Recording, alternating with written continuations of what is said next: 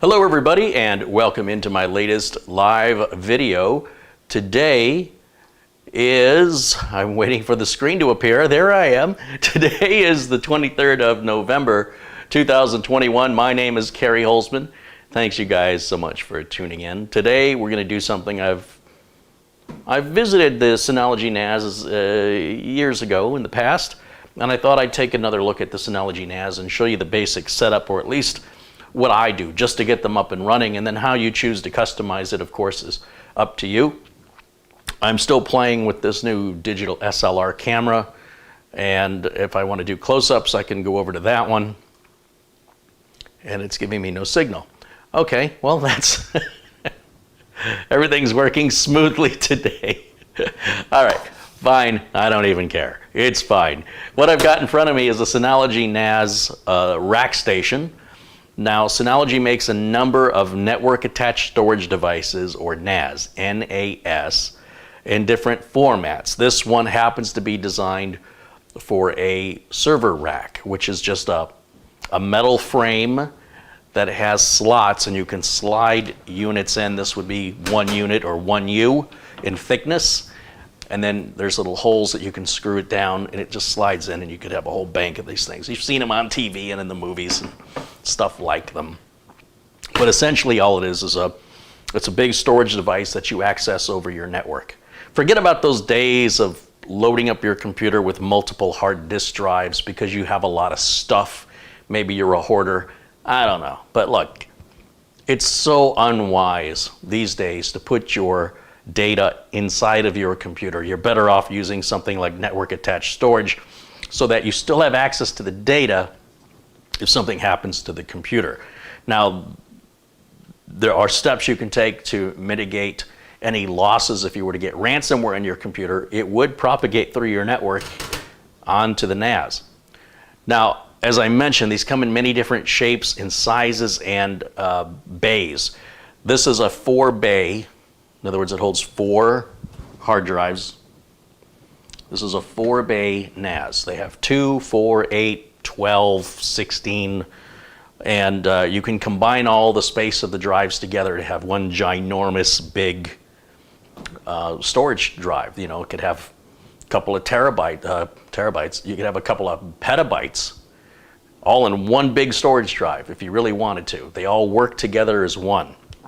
Let me pull up the Amazon page for Synology, and I'll show you what some of these devices look like. So we'll go over to the screen capture. Right there should do it. It's not doing it. Everything's going so well for me tonight. It's no big deal. We'll get that corrected. Here we go. So this is just clicking over on Amazon. You see that the Synology 2-bay NAS DiskStation.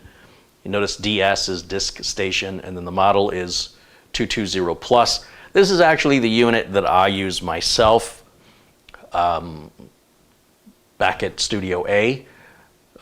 This unit here is a slightly different type of hard drive that it accepts, and you're looking at, you know, significant amount of money for that. That's more of an enterprise or a corporation, a large company type of a storage device. This is the newer model of what I've got here. This is the Synology 4-bay NAS rack station, right? RS rack station 819. It says diskless. What that means is you have to provide your own hard disks. So it's $600 just for the box, and then you buy whatever size drives you want.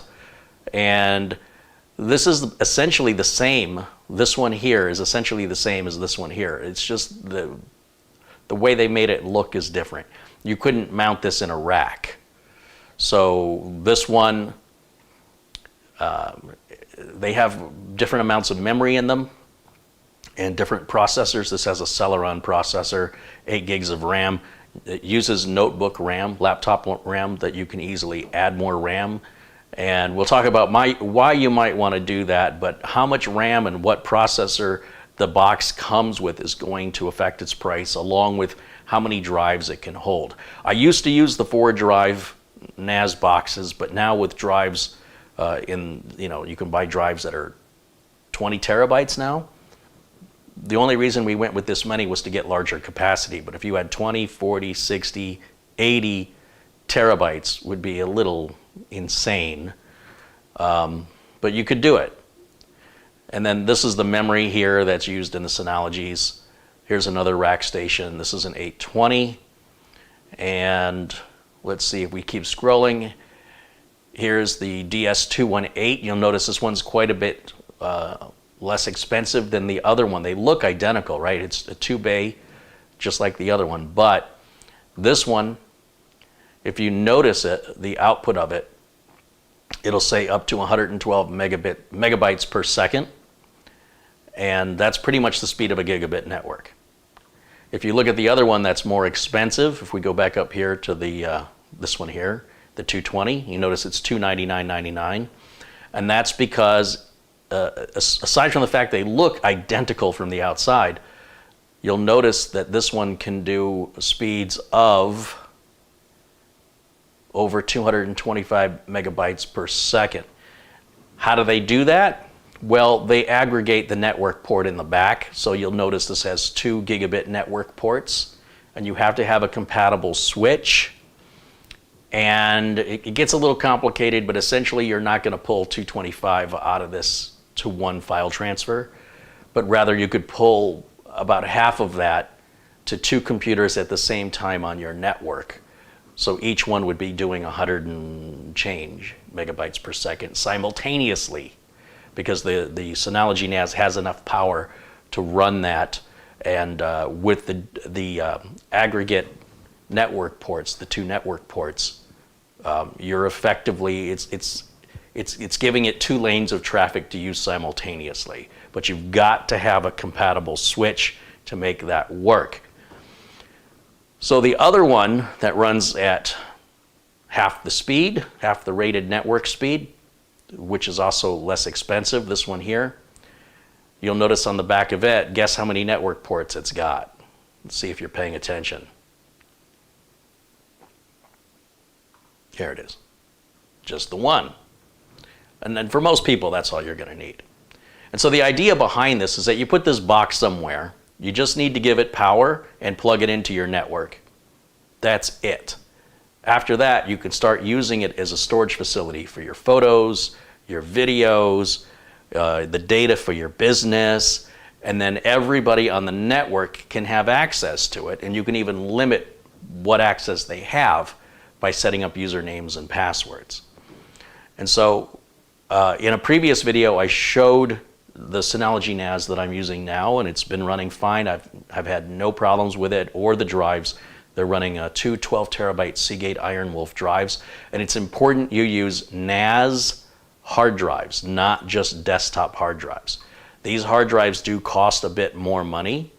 If we scroll up here, you'll see they're advertising the Iron Wolf 4 terabyte here. These do cost a little bit more money than desktop drives, but they are designed to be put into a 24/7 operation, and they run very quietly, very reliably, and they don't interfere with each other. Desktop drives might save you a few dollars, but they're going to create so many headaches. Don't do it. I'm telling you, don't do it. Been there, done that. Save yourself the effort, and trust me on this one.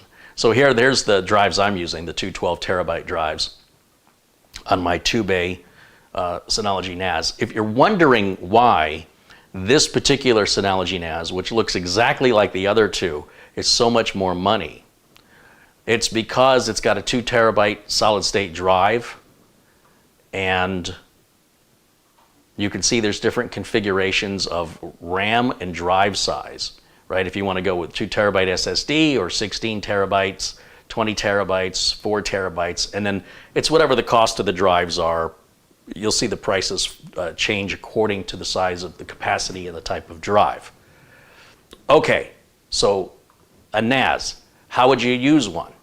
Essentially, this is the exact same thing as what I'm showing you, only as I mentioned, it's designed to slide into a rack server. But everything I'm going to show you, the DSM operating system that these use are all the same. It configures all the same. and this is an older model, so it doesn't have the BTRFS file system, and that's highly recommended. Don't try and, I would not recommend buying an old used one. Get yourself a brand new one with the latest BTRFS, we call it Butterfuss. With that file system, it's more robust, less likely to have any corruption. And there's a number of different ways you can use this. So I'll give you some examples of how I use these. I have a couple of offices that I maintain. I'm their IT support. And I put these, one office has a rack. And the problem with the rack is that it's very difficult to mount those other units. There's nothing for them to sit on. So we have to get a rack-mounted form factor. But other than that, the configuration and everything, as I mentioned, will be exactly the same. Once it's out of the box, you're going to end up with this and some drive rails. Now on the rack stations, you have to, unfortunately, you've got to go into the box of accessories and remove little tiny screws, and you've got to screw the hard drives that you've purchased separately, right? Unless you bought one with drives. But in this case, we bought this empty. We bought these drives, and they have to be screwed down into the bottom of the drive tray. 4 screws. They go into, not off to the sides, but on the bottom. There's 4 screws in each one. And you'll see there's a little latch right here. So that's all the labor that's really involved in setting this up. All the drives must be identical. If you were to put, like these drives here, these are just old. I'm using this for example. These are each 1 terabyte.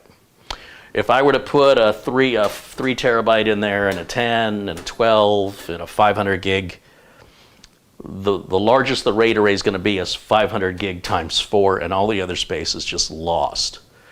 So there are devices designed for that, but they don't usually perform very well as far as any sort of performance goes. So traditionally, when we're setting up a NAS in the way that a business would, you make sure you use NAS drives. These are Western Digital Reds, which are the same as Seagate Iron Wolf. Those are the NAS class hard drive.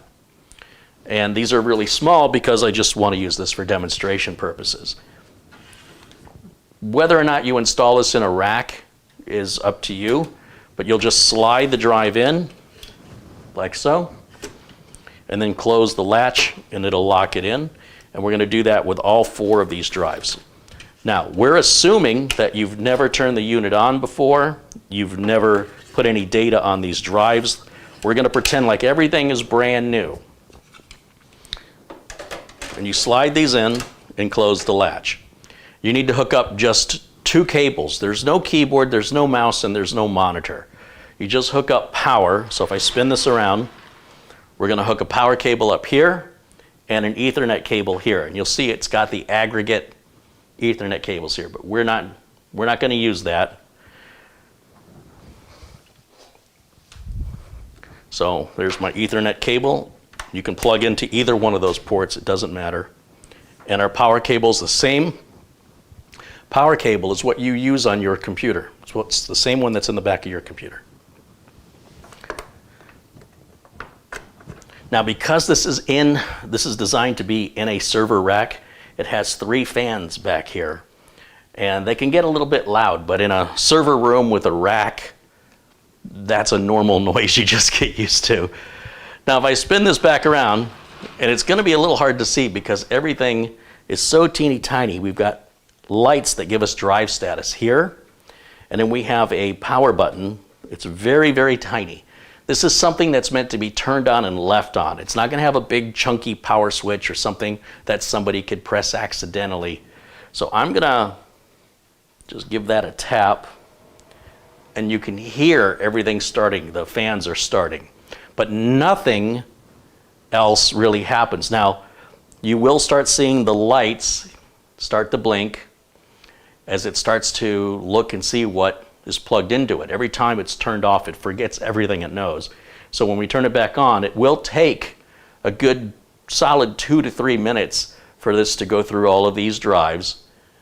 And we're going to let that just initialize here for a minute.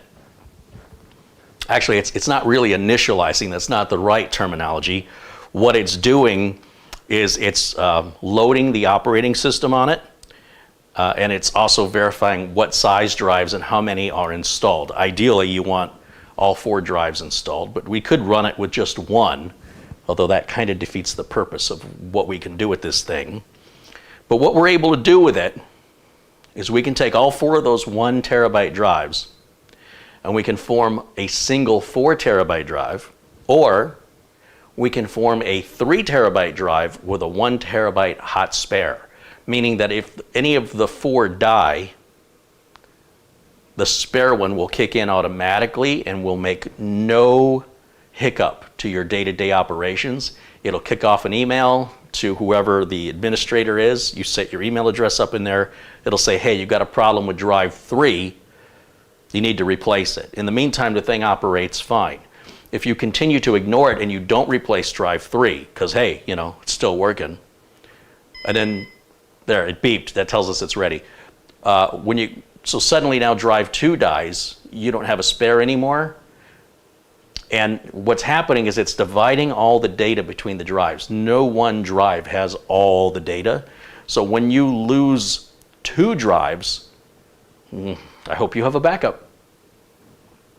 But we call that a RAID, R-A-I-D, a redundant array of independent disks. I've heard some people say it stands for a redundant array of inexpensive disks. But what you think is inexpensive and what I think is inexpensive may be 2 entirely different definitions. But we can all agree these are 4 independent disks. So therefore, according to my OCD logic, RAID only has one meaning. It is a redundant array, right? The redundancy, meaning we have that spare or we have the possibility. Redundant array of independent disks. So we can configure this a number of different ways, but I'm going to show you the way I configure it, and you can get an idea for how you would like to configure yours. I was telling you how we use this in an office. In an office, all the Word documents, all the Excel documents, all the PowerPoint, all the photo evidence, all of the X-rays, all of the data that is created by the computers is not saved on the computer, it's saved on the NAS. And I'm going to show you how we do that. But first we have to configure the NAS. The beauty about saving it to the NAS is that everybody in the office has access to this. So if anything happens over here, we still safely have the data here. Or if you're working on a document and I'm working on a document, and you save your document and I save my document, and you've got your document on your computer and my document's on my computer, who's got the document? What if somebody else needs to work on the document? Which one do we use? So by saving a single copy of that document on the NAS, it won't allow both of us to essentially to save it at the same time. It's a really interesting concept, and it really makes working in an office or sharing data amongst a number of computers super easy. I like to put all my YouTube videos on here, and I can stream them right to my television set of any television in the house. So I guess that's narcissistic, but what are you going to do? In any event, you could also load it up with music and use that as your source. If you have something that can stream music, you would just point it to this as your for your source files, for your source music. Okay, so a couple contributions came in. Let me give a couple shouts out here to these kind of folks. We've got Armando Garcia with a $2 contribution. Says, hi, Uncle Carey and chat. I missed you all. Well, welcome in, Armando. Rick Lakes contributes $20. He says, I am interested in this. I'm thinking about getting a NAS. Right on, Rick. Thank you for your continued support, of course. Now, again, I wouldn't recommend the RackStation. This is just what I have available today. This is a retired RackStation. We've upgraded it. Really needed that BTRFS file system. My client has over 750,000 files. It's a lot of files. And they were starting to run into some corruption, data corruption issues. So we upgraded. This is several years old. And it's not that it's broken or there's anything wrong with it, but the newer model just has more bells, whistles, and features and performance, and it was time. After 6 years in a business that's growing, they need to grow the NAS with the business, right? If the business stayed flat, that'd be fine. You could use this potentially indefinitely as long as Synology is updating it.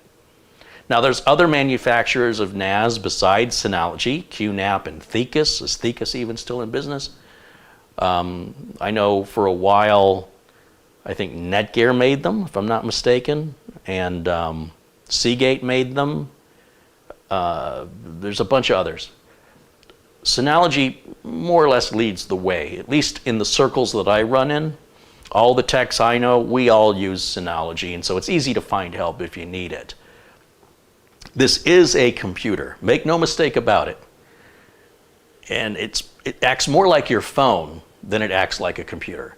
In other words, there's an app store, and the apps you can download here can do all kinds of wonderful things for you, from being a Plex server to downloading things in the background for you, to rendering files for you. It'll run Linux on here in a virtual machine. Very, very slowly, but it can do it.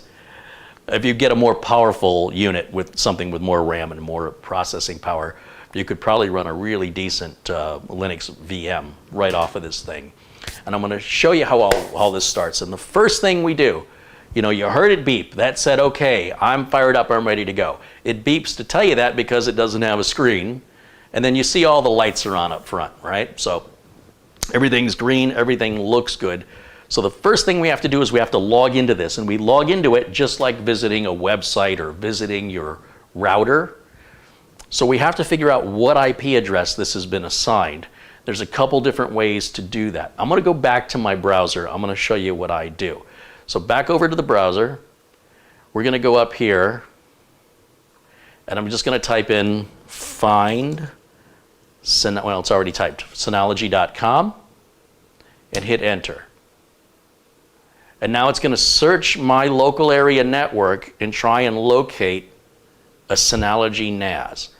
Now, sometimes I have better luck with this than other times. I'm going to try one more time. I'm going to hit refresh here.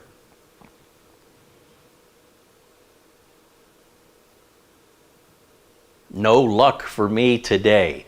This is my default go-to on how I locate IP addresses. So what I'm going to do is I'm going to, let's see if we can minimize this over here a little bit, and we'll move it over here like this. And what I'm going to do is I'm going to open the yellow folder, the file explorer, at the bottom of my taskbar. I want to show you something. Let's do, I got to figure out how to capture this window, so bear with me here for a second. I got to change that window capture mode to grab the file explorer. Yeah, that ought to do it. Okay, so here's my file explorer right over here. And on these devices that are listed, you'll see it says server up here. I've named this server. That's what I call it. But if you haven't set it up yet, you may not see that. You may just see the unit down here. And so what I can do, if I see that, is I can go to, oh, it's not listed down here. I take it back. Let me go back to network. Oh, I named it server. Okay. I can right-click on the server and look at the properties. I should be able to look at the properties. It's not going to let me look at the properties. Right-click. What if I double-click? It's not doing anything for me. There's a couple different ways to do this. Go back to network. Why is it not showing me the properties? It should be down here as well. I'm not seeing it. But this is definitely it. If I double click it, it just gives me an empty folder. So I'm doing something wrong here. Back on network. That TCL Roku TV, that's the monitor I'm looking at when I'm talking to you guys. That's the monitor directly ahead of me so that I can see the chat room and everything. And desktop, of course, that's the streaming computer. And then RS816, that's the Netgear router that I've got here at Studio B. So this, when you're setting this up, you should be able to go to find.synology.com and you should be able to locate it. Now, it could be the network settings of your computer isn't locating it, but there's another old school method. If we know the name of it is server, then we can ping that. And the way we do that is we would go to the start menu and type in CMD on the start menu. And while we're in there, and let's see if I can get you the start menu, or not the start menu, the command window. Let's get to the command prompt. There we go. We'll make that a little bigger. And I'm going to type ping server. All right, that's the name of it, server. And it's going to come back, haha, and it's going to give me an IPv6, which is not useful to me. So we'll type ping, let me try this again, everything's going sideways. Ping server -4. Now we have the IP address. Thank you, ladies and gentlemen. Let me just not hurt myself and pat myself on the back. All right, so that's our IP address, 192.168.1.130. Remember that. We're going to need that. Okay? Okay. So now I'm going to open my browser again. We'll go back to the browser. And let me turn that window back on so you guys can see. Browser. Okay, so this is where we left off, right? We were right here. So right up at the top of this window, I'm going to type in 192.168.1.130. That was the number it gave us, and I'll push enter. Now this is the Synology NAS talking to us. This is the welcome screen to the Synology NAS. So I've already set this up with a name.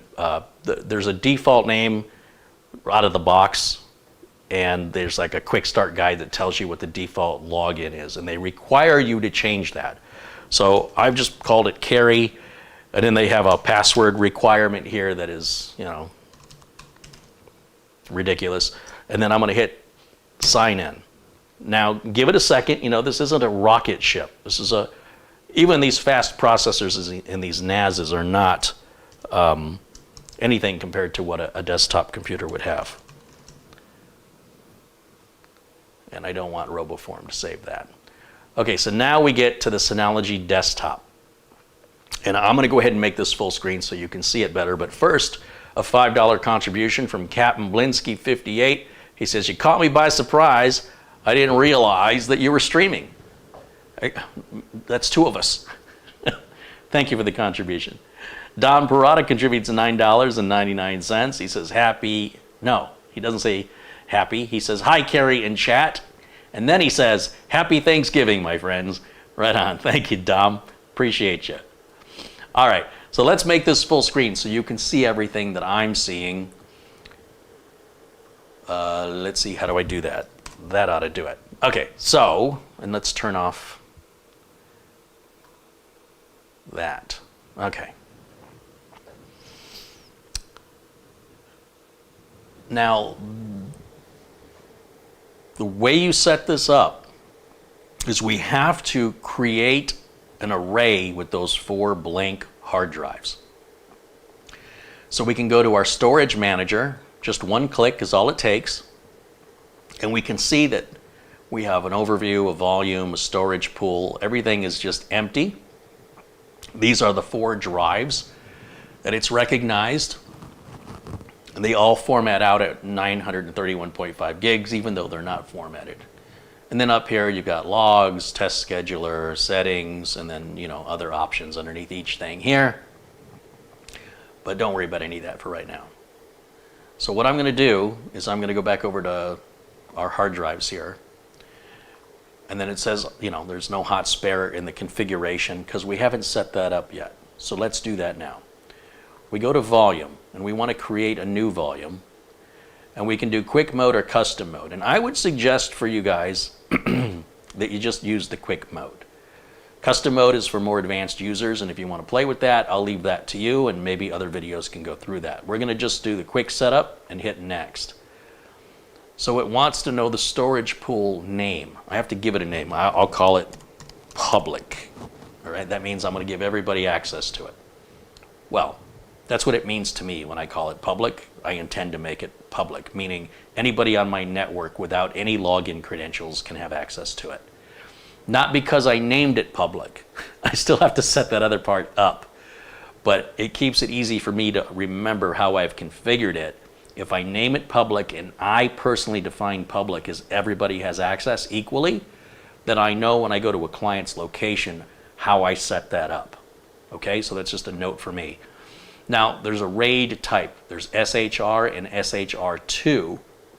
You'll see that SHR requires at least one drive. And it will not, it says SHR created, if we only had one hard drive in here, there'd be no backup. There'd be no redundancy. The R in RAID stands for redundancy. So we've got 4 drives, so SHR will work, or we can do SHR-2, which requires 4 drives. Now it says here under the description, this is the recommended RAID type for beginner users. Choosing this type allows you to combine drives of different sizes in the future to optimize volume size and to ensure data redundancy. Okay, well here they're saying we can combine drives of different sizes. In my past experience, the smallest drive dictated the size of all the other drives, but maybe SHR is allowing for that difference for what we call JBOD, or just a bunch of disks. JBOD, just a bunch of disks. That is also considered a RAID type.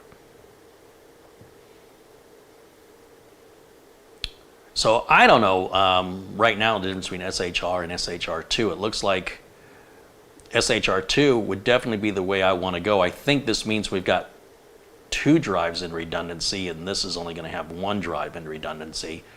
So for the most amount of space, I guess,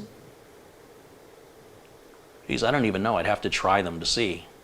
I'm going to just go with the basics, SHR, and hit next. It says, which drives do you want to be part of this volume? I want all the drives part of the volume. That's why all the drives are checked by default, and hit next.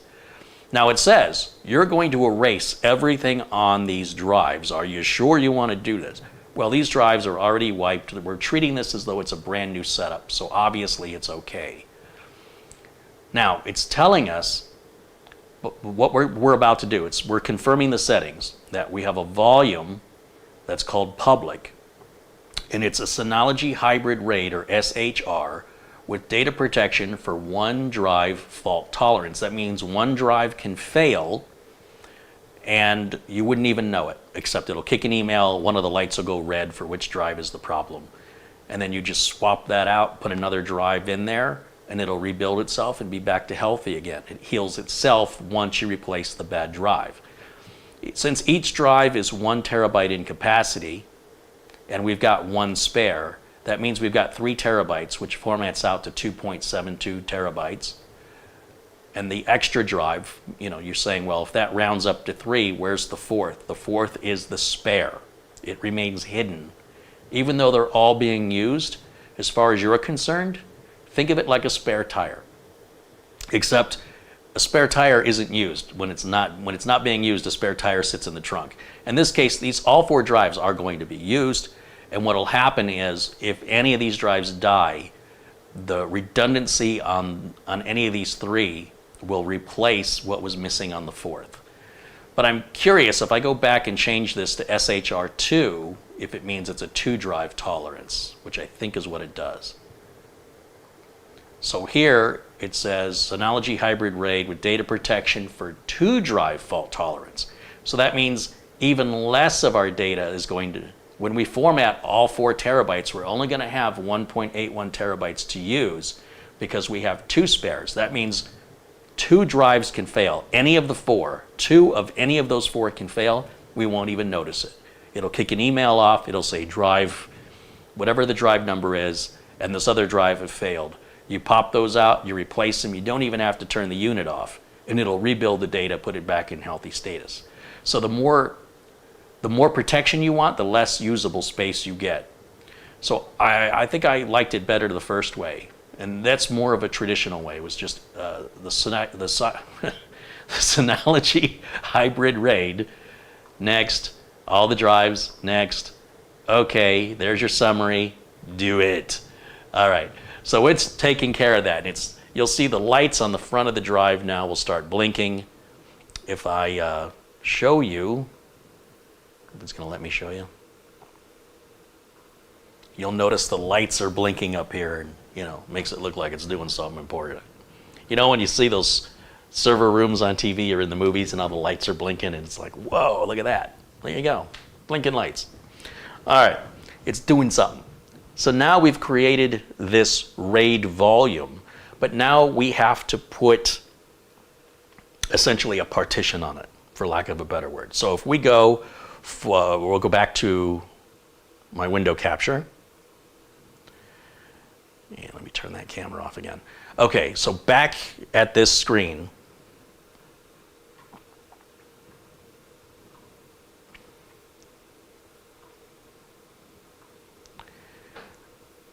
there's the storage pool. So basically what it's doing right now is it's verifying the drives in the background. That means we can continue to use this. Older NAS devices, you'd have to wait like 12 to 24 hours for this to finish before you could do the next thing I'm about to show you. One of the great things about the Synology NAS, and any modern NAS to be honest, is that you don't have to wait for that to finish. It can multitask. So we'll go over to storage pool, and it's just verifying that each drive is normal and healthy. All right, that's good. Again, this is our healthy drives. Hot spare, it says there's no hot spare, that's fine. Go back to the overview, and so far this is what we've done. We've created a storage pool. So the next thing we have to do is we have to create, I'm going to call it a partition, but I know Synology's got another name for it here. And I have to remember where it is.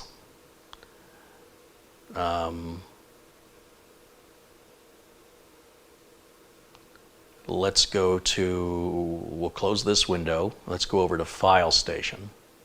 So on the File Station, it says there's no shared folder available. So I'm calling it a partition, but really what you're doing is you're creating folders, but you can limit the size of the folder. When I set up the NAS, I like to set it up with one folder that's the maximum size of the NAS. So that's what we're going to do. It says you don't have a shared folder. If you want to go to the shared folder page to create a shared folder, click OK. Okay, see how Synology walks you right through this? So we're going to give it a name. Again, I'm going to just call it public. So the volume is public and the folder is public. You can put a description if you want. This is where you can write anything you want to describe what this is, even if you want to misspell it. The location is volume 1. We're using the ext4 file system. Again, I recommend the BTRFS file system, but this is an older unit. Then there's a couple checkboxes. Do you want to hide this shared folder in my network place? No, I don't. I want everybody on the network to see it. Do you want to hide subfolders and files from certain users that don't have permission? Nope. I just want essentially like plugging in a USB hard drive, only it's going to be attached to every computer on the network. That's what I'm trying to emulate here. Do you want a recycle bin? If so, it's got to save some space. It's going to use some of your precious hard drive real estate to reserve for the recycle bin. And you better put it on an emptying schedule. Otherwise, it'll just get bigger and bigger and bigger and bigger until someday you go in here and empty it. So all of this looks good. We'll have the recycle bin. We'll click Next. Do you want to encrypt the shared folder? That's an option. I'm not going to encrypt it. I'm just trying to emulate a big USB drive that everybody can share. So we're going to hit Next. And now here's confirming our settings that we're having a folder named public. This is the description of it. This is where it's located. And we're enabling a recycle bin that only administrators can get into and restore from, which is fine. So hit apply, and it's going to create that folder for us. And again, this is something on these older NAS units like the Seagate Black Armor. These are things that would take a while. But now, even though that is going to take probably, it's only 1 terabyte drive, so probably it'll take about 4 or 5 hours. But we can still continue to use this, and it won't slow us down. We use it as though it's already happened. We want to make sure that we have guest access. So we want to make sure there's read-write access, which it already says, well, preview group permission. We want to read-write, yes, for guest access. Click OK. Okay, so now we have our folder. And then we can decide what users we want to have the folder. I want to make sure that guests can access this. I don't want people to have to log in with a name and password. If you're on my LAN, then that's good enough for me. And let's just see, as long as we give permissions. I think we've given it permissions. We can set speed limits so one user on the network doesn't hog up all the bandwidth on the NAS, slowing everybody else in the office down. And we can use this as an FTP server. We can do all kinds of fun stuff with this. So I think everything's fine out of the default, I think. It's been a while since I've done this, so bear with me here for a minute. The other thing we want to look at is the network setup. We want to make sure that we can see this on a Windows network. And the way you do that is under, okay, I'm going to test myself here. Is it File Services? We enable SMB, and we want to give the workgroup the same name as the workgroup as the rest of your network. I just call it workgroup. And we're going to scroll down, and everything that's set here is just fine. Everything looks good here. I'm not going to do anything with FTP or TFTP or rsync, but under advanced, by default, this WS discovery is unchecked. And it says, enable Windows Network Discovery to allow file access via SMB. Local network devices can use Windows Network Discovery to access files on your rack station. A lot of these Synology NASs out of the box have this checkbox blank. So I was playing with this earlier. I think that's why it was checked. We want to put a check in there so that way when we click on the network icon in our yellow Windows File Explorer, it'll search the network and see this. So we'll hit apply. It says, okay, no changes. Fine. Good. Now, it's created the recycle bin folder, which again, nobody will have access to but the administrator, being in here like this. So it's ready for us to start using. So if I bring up my yellow File Explorer again, and we're going to try this one more time and see if I have better luck with it. We'll go to this window here. And then when I go to network, right, and I see server, I double click on it. And now it shows the public folder. I double click on that. And I can see the recycle bin there. And I can create a new folder, and I'll call it My YouTube Stuff. Right? And I can just drop and drag from my desktop onto this if I want to.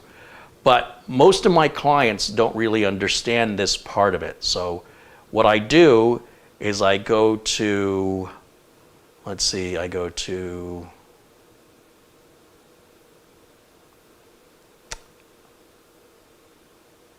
I'm going to close this window out.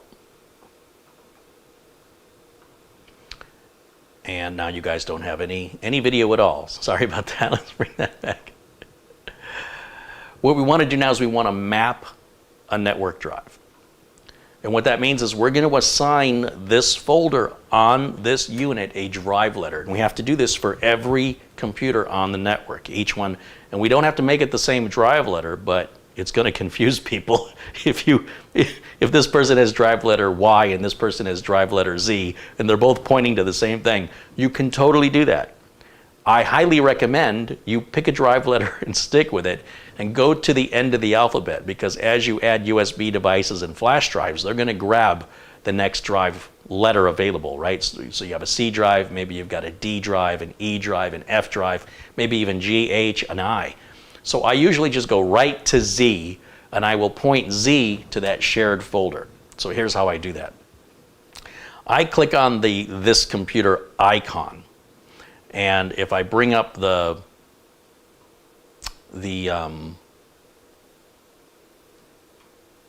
window capture again, oh yeah, it already came up, good.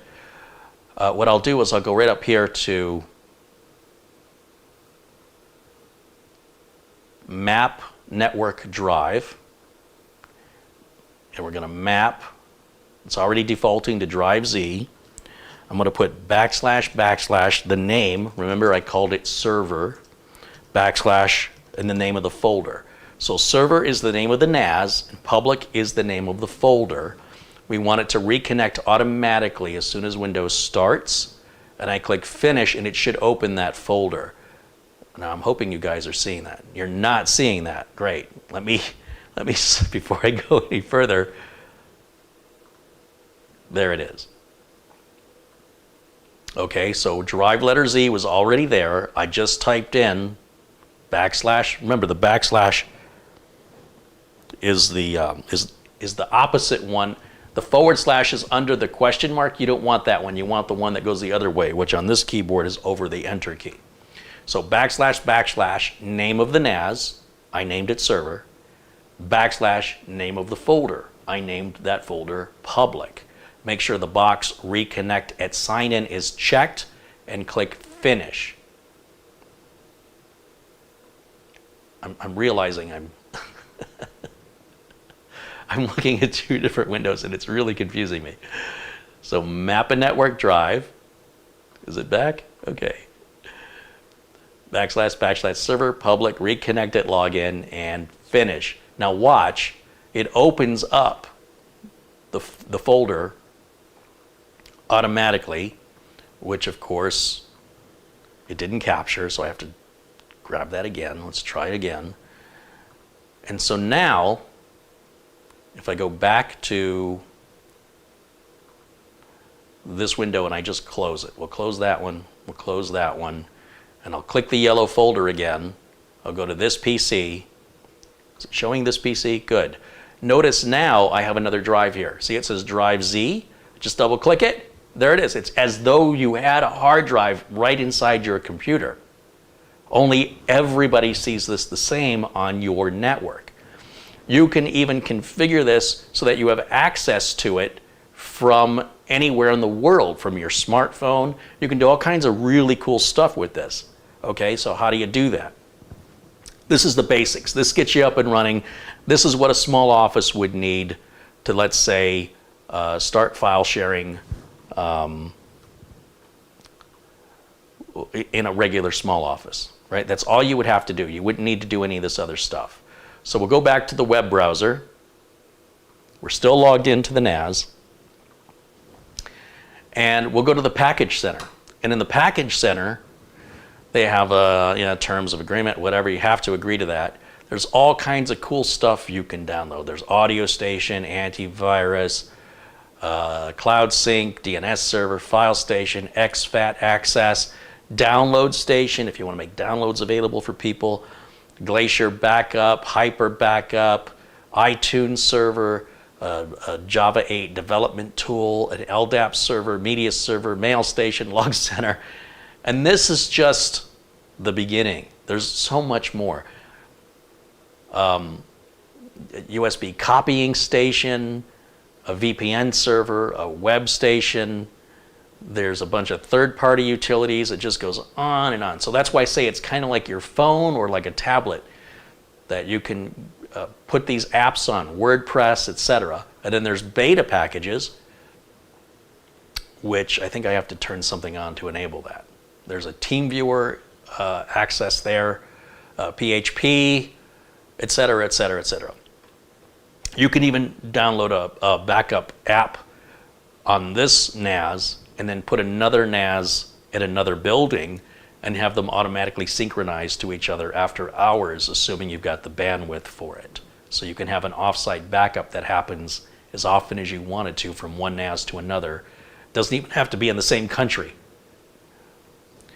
So that's where you're going to find that stuff. The other thing I would recommend, if we close this out, and we're going to go back to the control panel, when you get a NAS or a router, one of the first things you want to do is update it. So here under Update and Restore, which you'll see is not, it's not in the storage manager, it's not in the file station. You go to the control panel, and when I scroll down, Update and Restore appears. Click it once, and it says, your current DSM version is 6.2.4, update 2.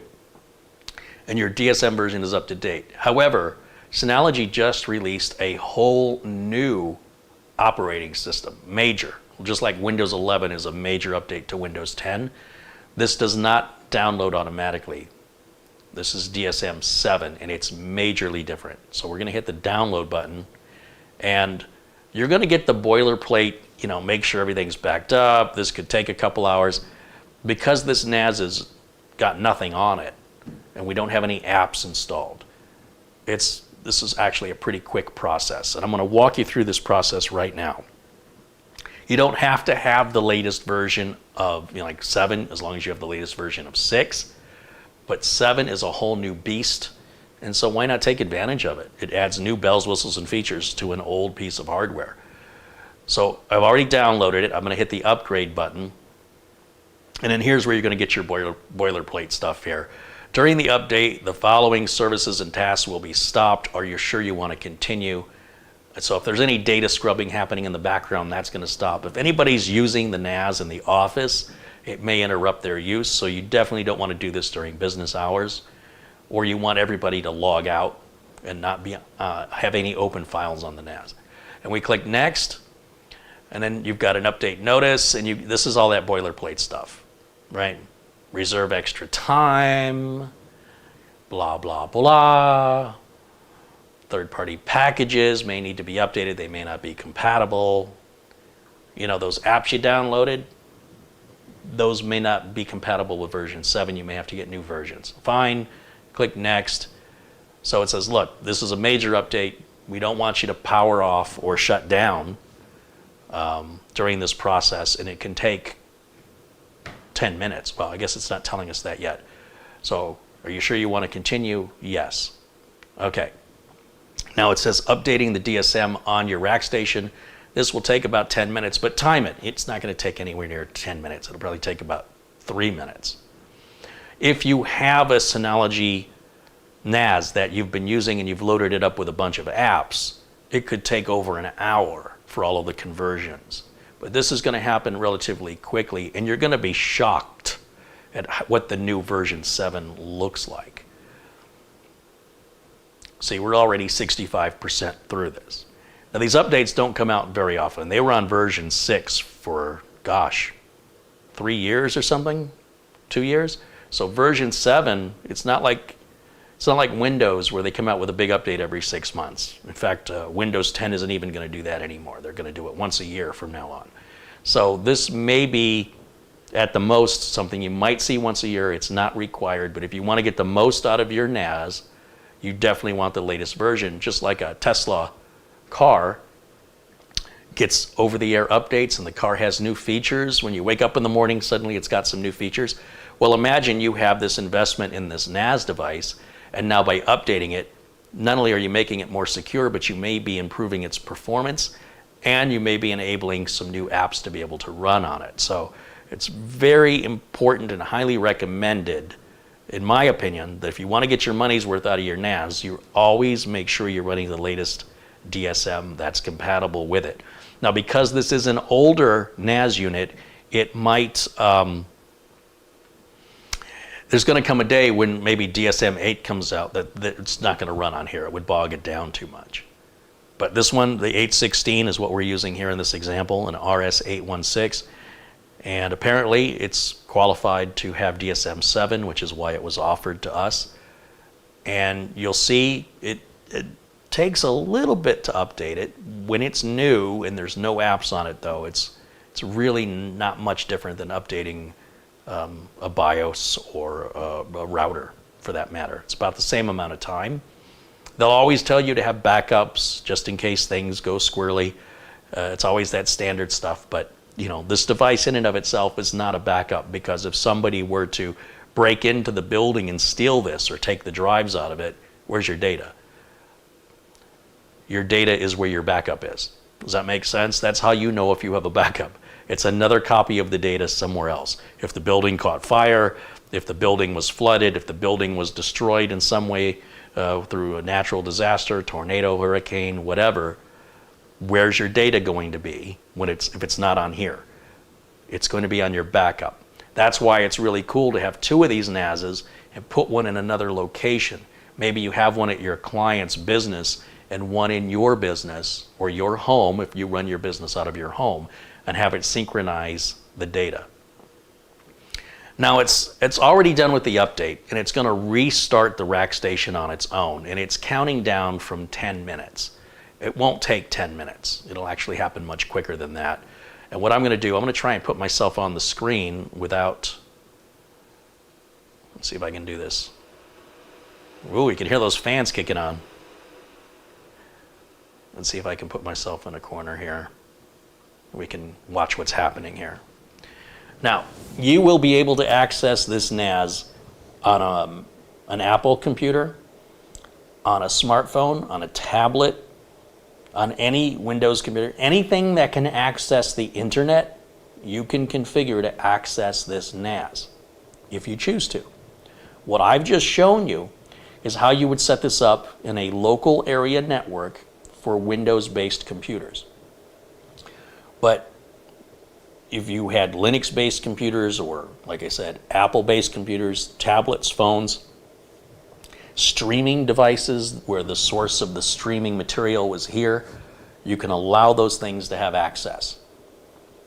You yourself can have access to your own media library if you travel around, and that way you could watch whatever media or listen to whatever media you have at home while you're away, as long as this is left on. All your computers can be turned off, you just leave this on. Anytime that you allow access to this from the internet though, theoretically a hacker could hack it. So you want to make sure you have a very good, strong password, or just don't use that feature. For me, you know, my clients, we use this strictly as storage in an office. We don't use this for entertainment. We don't use this for fun. We use this for profit, and we turn all outside access off. Rather, all outside access is turned off by default. We don't turn any of it on, because what you're doing is you're installing a door. And if you got the key, you can enter through that door, or anybody else who's got the key. If we don't have the door, that's one less way to get in. That's the logic I use on it. Now, I know plenty of people that set these up with internet access and have never had a problem. There are some QNAP devices that were being exploited for ransomware, which was horrific. Imagine you wake up one day and you've got all your files on your NAS, and you find out it's all been encrypted overnight while you slept.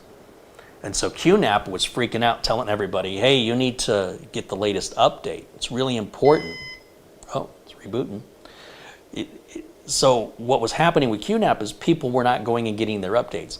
With Synology, we can configure this to automatically get all new updates, do it at like midnight or something, send us an email to let us know it's going to happen so we can stop it if we want to.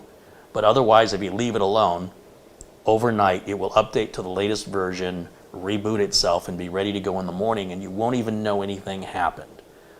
And I can say that because I've been using these for years now, and they have updated consistently on their own, except for the version 7. That you have to manually plug that in. And then within version 7, you can turn automatic updates on or off. And I strongly recommend you leave them on. These DSM updates are important and absolutely critical to the security of your NAS unit. don't let what happened to QNAP users happen to you, because QNAP was requiring people, I guess, to put their updates in by hand. And so it left an open port that hackers discovered, and people started waking up with ransomware infected QNAP. Maybe some of you in the chat room were affected by that. So as you can see, the screen, the wallpaper's completely changed. This is the new DSM, and I don't know how many minutes that was, but that's the extent of it. And we go back to the sign-in again. And this thing gets really strict about login names and passwords. It won't let you use like admin. It's too common. So you need to have a unique sign-in name, and you need to have a unique sign-in password.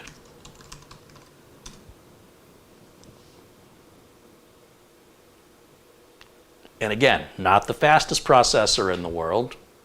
Took a while for it to tell me that I didn't type my password right. I'll try it a little slower. Okay, now it's updating and importing the settings. And it tells us, hey, here's what's new in DSM 7.0. Streamlined and more intuitive, easier management and maintenance, faster and more secure. Start. Explore new services available. Active Insight, centrally monitor the health of your Synology NAS devices, and expedite technical support services. Configure backups, automatically back up your system settings to the cloud, and secure sign-in service. You can sign in to DSM with your mobile device or a hardware security key. You can set that up now. We'll skip it for now. Would you like to reconsider? No thanks. We can always go back and do that later. Device analytics, that's for sending anonymous data back to Synology over device crashes and errors so that they can collect that to correct problems. I always say no thanks on that because, you know, I don't trust them. Then you get all these, like it says, new update option. To strengthen the protection for your system, we're introducing an option that lets your system automatically install important updates. Set up now. Synology offers important updates to fix critical security issues and bugs. To ensure that your system is always protected, we highly recommend setting your RS816 to automatically install important updates. Rest assured that we only roll these important updates when necessary and should not get in your way. Here are our choices. Automatically install important DSM and package updates only. Automatically install the latest DSM and package updates. That's what I like. Or just notify me and I'll do it by hand. So I want all updates. I don't care if they're important or not. To me, they're all important, but you can choose for yourself. That's how I set it up. Click OK. It says everything. There's a quick tour. You can hit go, and there's a quick tour of all of the changes in this update. Close that out. You still see we still have the package center. We still have the control panel. We still have the storage manager.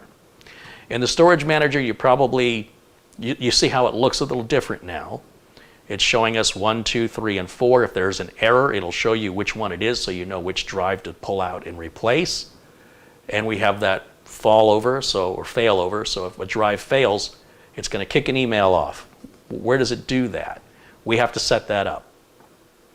We can set tasks that we want it to do, like emptying the recycle bin, for example, or running a test on the system, or running RAID scrubbing once a month. It's an important thing to do. We can set all that up in our task scheduler, and this is just kind of an overview of everything we've got, right? That's why it's called Overview. We click on Storage. We can schedule data scrubbing. Data scrubbing, I'll just read it. Performing data scrubbing periodically ensures data consistency and lowers the risk of data loss in the event of a drive failure. We're going to enable that on Storage Pool 1, and we want to run it preferably every month. And save. So that's going to take care of itself. It'll maintain itself. It'll kick an email off. We go to the hot spare, assign hot spare drives. We don't really need to assign it.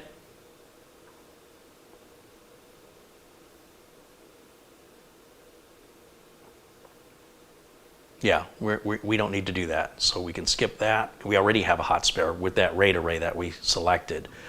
Global settings, when it's resynchronizing, when you replace a drive, you can have it recreate that faster, but it's going to hinder the performance of the device. or you just let it take its time, and then people on the network probably won't even know it's happening. So all that looks good right out of the box. I'm happy with that. So I'm going to close the storage manager. We're going to look back over at the control panel, and I want to look at, well, once again, I'm going to go to update and restore, and it does tell us we're up to date, everything's fine. We can back, once you have this all set up the way you like it, that configuration can be backed up, and then you can completely erase everything and reset it if you were going to sell this thing, if a business was going out of, let's say they're going out of business, they want everything wiped, or they're going to replace this unit and retire it. You would want perhaps to put this back to factory settings and erase all data. So be careful with that. Notifications. We scroll down here, notifications, right here. You can enable email notifications. You put your email address in, select who your service provider is, and you're going to sign in essentially like with Gmail. There's a couple other service providers here, Outlook, QQ, or your own custom SMTP server. And then of course you'll be able to send a test email. Once that's configured, it's going to email you like every time it runs the RAID scrubbing. When it does the smart test, it'll check once a month to make sure the drive health is reporting at 100%. Or if there's an update because you didn't set it to automatic like I just did, it would email you to say, hey, you got an update waiting. If it is on automatic updates, it will perform those updates and it will email you and say, it'll email you twice. One will say an automatic update is ready to install and will happen in the next 10 minutes unless you stop it. And then 10 minutes later or so, you'll get an email, I guess it'll be probably 15 minutes later, the update was successful. And all of those emails are also going to be notifications right up in here that you can see. And once you've caught up with all your notifications, you can hit clear all. And we're good to go. Close the red X or the X in the corner. Changes are not saved. Yeah, I don't want to save them. And we're back to the desktop again. So again, back in the package center, we may have other packages available now because we're on version 7. And you can get an idea of some of the apps that are available to you that will run on this little computer. And then as far as the beta packages, I know there's a little box you had to check to allow beta, but it looks like we got a couple betas here. Active Insight Utilities, Data Deposit Box, which is some kind of backup, and there's a Plex Media Server right there. And then of course manual install would be if you wanted to point to a file from a third party that isn't working with Synology to be available automatically through this interface. But that's pretty much it. And I'm telling you, once you get used to having one of these, you'll wonder how you ever lived without it, because when I started to install them for my clients, I realized I needed one of these at my house. And they've come a long way. If you go back in my video library, you'll see I had a Seagate Black Armor, and that was all text-based. It wasn't a graphical user interface like what we're using here now. And the units that aren't rack-mounted, they're not this loud. This one's just because it's a rack-mounted unit. You can probably hear the fans running in the background. But again, if you've ever worked in IT and you've been in a server room, you're not going to hear this because everything else has got fans that are a lot louder than this. This just blends in with the sound, the surroundings. So this isn't the one I would use for a home. Again, I only have this one because it was retired, and I thought it would make a great example to show you guys how something like this is set up. Once it's set up, you don't have to set it up ever again. It's set it and forget it. You'll have that Z drive. Anytime you get a new computer, just map the Z drive to it. And it'll stay mapped every time you boot up. You'll see I've configured it in guest mode, so I don't have to put a username or password on. You can do that if you want to maintain that. I think it's a pain in the butt. You could also just have an encrypted folder that only you can open, like a password encrypted zip file or something. So you don't need username and passwords for that. Or you can create a hidden folder that only you can see with a certain name and password. You can do all that stuff if you want to. This is just basic 101, simple, Just trying to show you how simple this is. Now, you guys have any questions for me?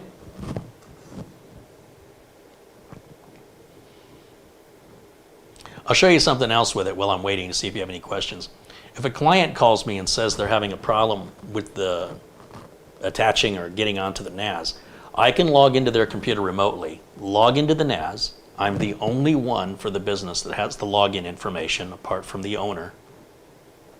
I go up to this little person icon up here and I can restart or shut down the NAS. So I'm going to tell it to shut down. Are you sure? Yep. Now, when I shut it down, you have to be there in person to hit the power button. But if I restart it, then, and that's usually what I would do, is I would restart it. But for the sake of turning these fans off because they're noisy, I'm going to go ahead and shut it off because I think I'm done with this example. And it says it's going to soon power off. Remember, this is not as fast as a regular home computer. You have to be patient with it. It will take about 2 minutes to shut down. And if we watch it, there we go. The fan noise went away, the lights went off. It's off.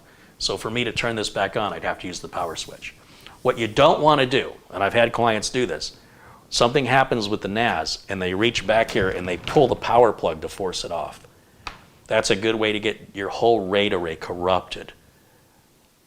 Don't ever unplug your NAS. It's bad enough if you have a power outage, and this thing really should be plugged into a UPS. However, it's not absolutely important. In most cases, it's going to come back from a power outage just fine, but it'll probably be in an off state. So you will have to reach over and hit the power button, which I can feel somewhere over here. Where is it? Right there. And then you can count how long it's going to take before you hear the beep. That's how long it takes before it's ready for you to access from your computer. It's a good 2 to 3 minutes. You can also, if you need to shut this off and you don't know the password to log into it, you can hold the power button in until the light starts blinking, or I think it beeps. We can try it here in a minute. And that will also force it off. So let's say you're one of my clients and you're having a problem with the server. We call this the server, even though it's not really a server. And you can't reach me.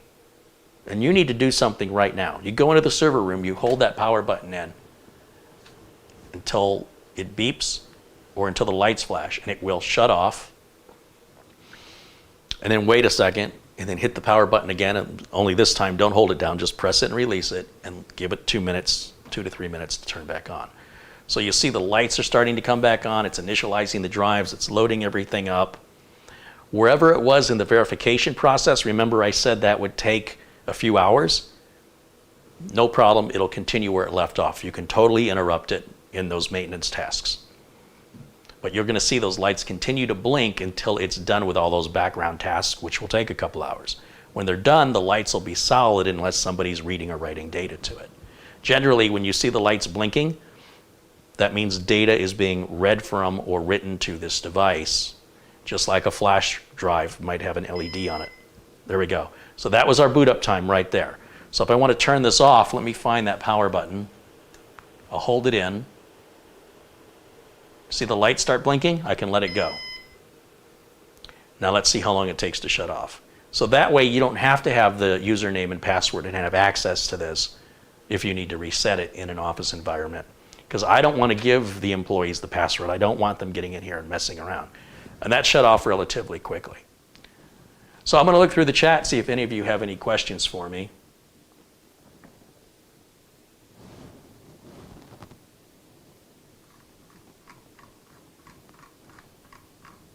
Looks like I missed a few contributions. Let me get caught up. Richard S. contributes $1.99. Thank you, Richard. AC's drafting with $20. Hey, AC, thank you very much for your continued support. He says, happy Thanksgiving to everyone. If I can't get on before then, right back at you, my friend. And I'm caught up. Okay. So do you have any questions about the NAS that I can answer for you? Although I've pretty much shown you everything I know. That's the extent of how I use them.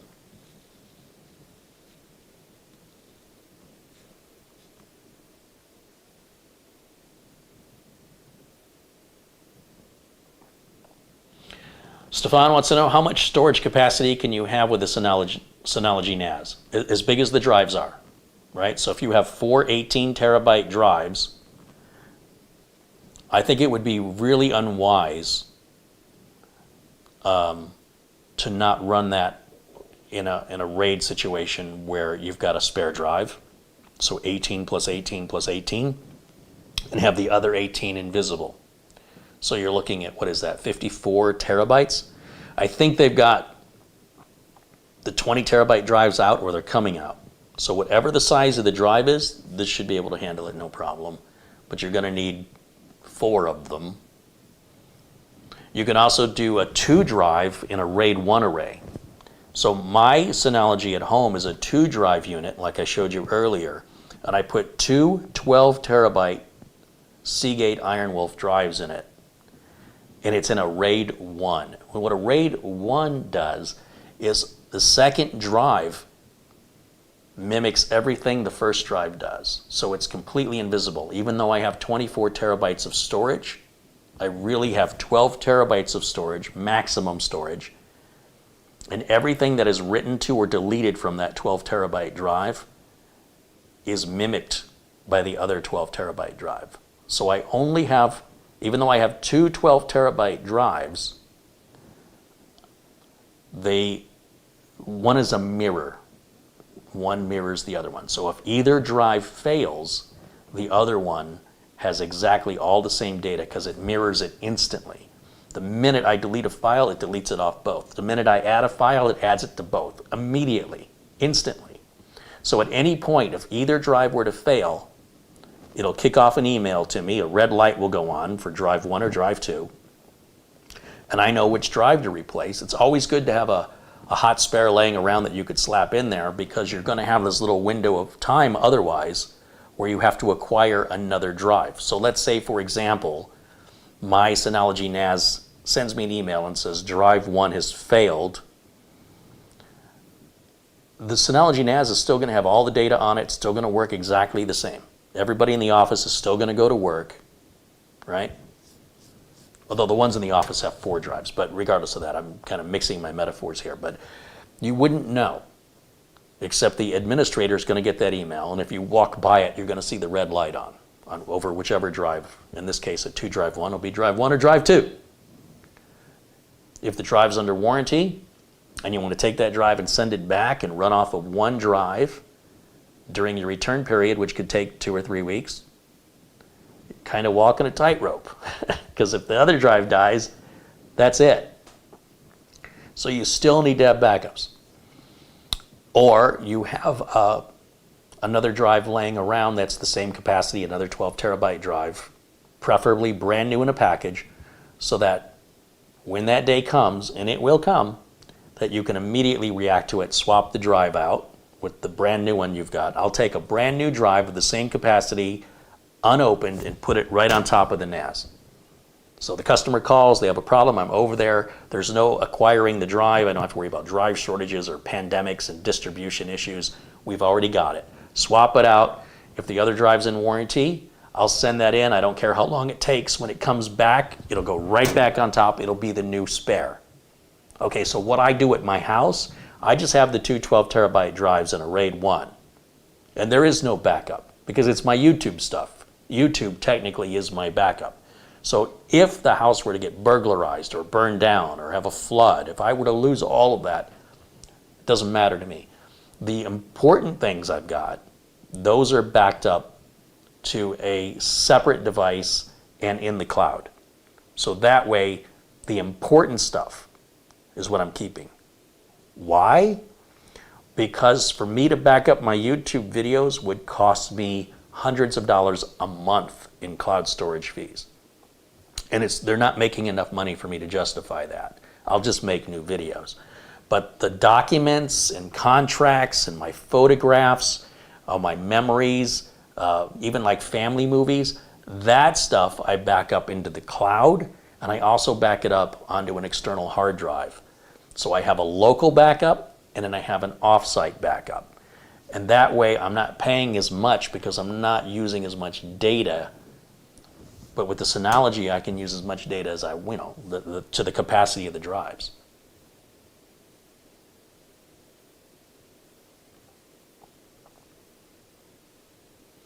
Yeah, there's a whole Murphy's Law to this where, let's say I've got the two 12 terabyte drives, I get a notice that says one of your drives just failed. I say, okay, I go on Amazon, they're sold out. I go to Newegg, they're sold out. I go to B&H Photo, they're sold out. Now I'm starting to panic. So ideally, you're going to have that spare. And this is a problem because if you want to max this thing out with a bunch of 20 terabyte drives, this is a $600 NAS unit. And each of those 20 terabyte drives are probably going to be, what, $800 a piece? So you're going to be looking at $4,000 in drives because you're going to need 5 of them in this scenario, 20, 40, 60, 80, and 1 spare. That's 5 times the price of the drive. You need 5 of those. Well, technically you only need 4. You're still going to have your 1 fallback. But if another one fails, the other 2 are no good to you. Once you're down to 3 in a 4-drive configuration, the way we've configured it, once you're down to 3, if you have not replaced that 4th one before the 3rd one dies, and the 3rd one could be here, here, or here, whichever one is the next one. Now you have 2. You're at a 50% failure where you have 2 drives down and 2 drives up. Those 2 drives are incomplete. You have 2/3 of the data. And unfortunately, you don't actually have 2/3 of your folders. You have 2/3 of pieces of your data. The rest of the pieces that complete every file, they are equally distributed amongst the drives. That means every single file in every single folder, you're missing 1/3 of it. So you will not be able to access file directories, any file structures. It's all a 1/3 missing. That means these 2 drives that still work will be completely useless to you. You will not be able to retrieve anything from them. So that's when you have to hire a data recovery service like $300 data recovery, and you would send them all 4 drives, and they would more than likely be able to recover your data for you. That's why you still need a backup, right? And when you're talking about this much data, how do you back that up? With another one of these. So now, think about what this is costing you. So now you need another $600 NAS. You need another set of 5 drives. If you're maxing it out with the most expensive drive, and they're $800 a piece, you're you're at $4,000, right? 800 times 4 is 3,200, 8, 16, 24, 32, and then the spare, right? And then you'd need one heck of a bandwidth to be able, assuming you had more than a terabyte. I know Cox Communications here in Phoenix limits you to 1 terabyte. If you go over that, you get billed $10 for every 500 gigs or something, every 50 gigs. It's ridiculous. So if you had 20, 40, 60, 80 terabytes, let's say one's in spare, there's 60 terabytes, you would go 60 times over your limit if it were even possible for you to transmit that data to the other NAS.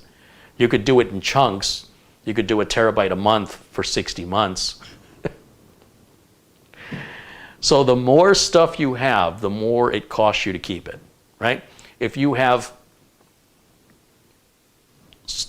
if you're a hoarder and people can't walk through your house, it's disgusting, but you don't want to throw anything away, you need to pay for a storage unit and get the stuff you don't use every day and put it in a storage unit. The more stuff you have, the bigger the storage unit's going to be. Do you need that storage unit to be air controlled? Do you need air conditioning and heat? If so, it's going to cost you even more. And then at some point, you may realize that the cost to store this old stuff that you don't use, that you don't want to throw away, costs you more to leave it inevitably, not inevitably, but to leave it in storage for an infinite period of time will quickly exceed the value of whatever that thing is you're storing. So let's say you're moving somewhere and you're going to put your couch and your bed and your end tables and your dining table, you're going to stick that in storage because you've got a couple of grand in there worth of furniture. And let's say that furniture is already 4, 5, 6 years old. You stick it in storage and it has no temperature control. So you're out here in Phoenix, it's 115 in the summers. That storage says 130 degrees inside for 100 days in a row during the summer. That stuff, when you go to get it, is going to be ruined, completely ruined. And that's assuming rats don't get to it. That's assuming fleas or other insects don't get into it, okay? And you're gonna pay every single month infinitely. If you took those storage fees, sold your furniture, just sell it, get rid of it. Save your storage fees and the amount of money you sold your furniture for. And when you're ready that you need furniture again, go to the furniture store and treat yourself to some nice new furniture. Get a nice new dining room table, get a nice bedroom set, have them deliver it. You don't have to move anything. They'll bring it right over to your place and they'll assemble it for you in most cases. And it'll often cost you less and require less effort. Well, the same is true with storing data. The more data you have, the more it's going to cost you to back that data up. And also, you're going to be very, very discouraged from backing it up often because it's going to take a long time. So therefore, your backups are probably going to be old, and when the day comes that you need them, you're going to say, geez, you know, I should have been backing up more often, but I have so much stuff. So you picked the right way for you, but I had that call. I had the customer call me. Called me in December, a couple years ago. He said, Carey, I'm having a problem. I got ransomware. What do we do? I said, well, you pay the ransom. It was $500. He says, I don't have $500. So you don't have $500. You live in a $2 million house and you drive a $70,000 car and you have a grand piano in your living room.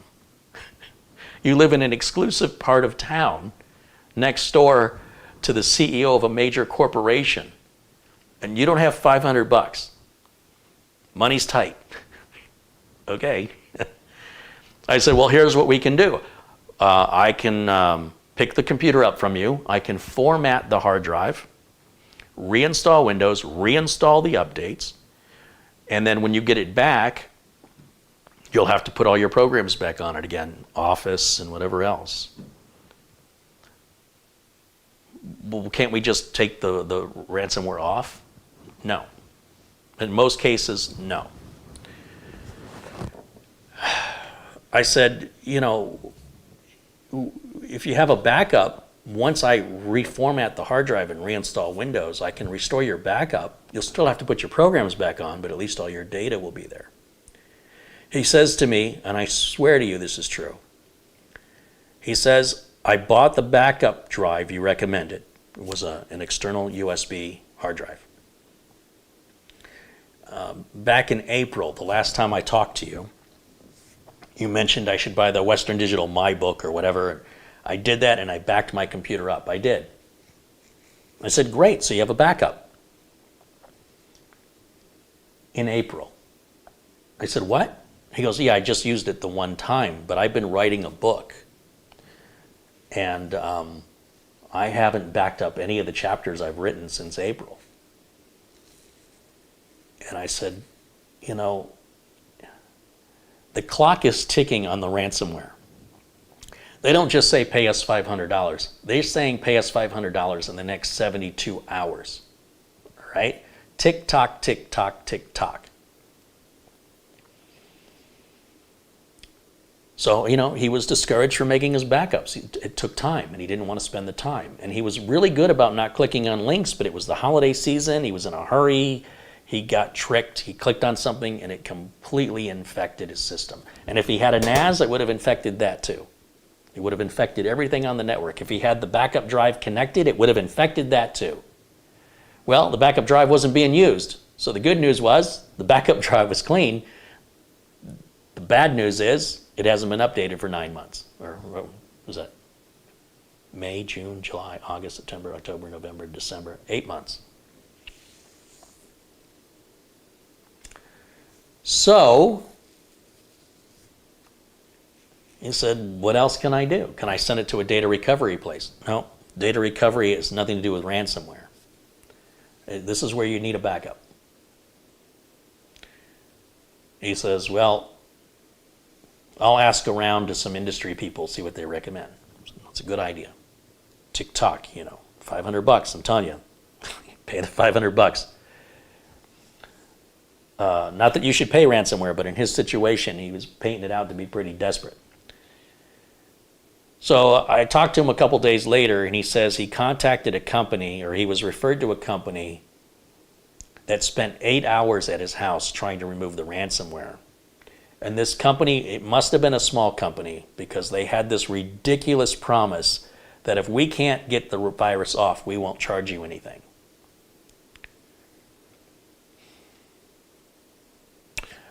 I'm not a wealthy person. I've never been a wealthy person. And this really offends me.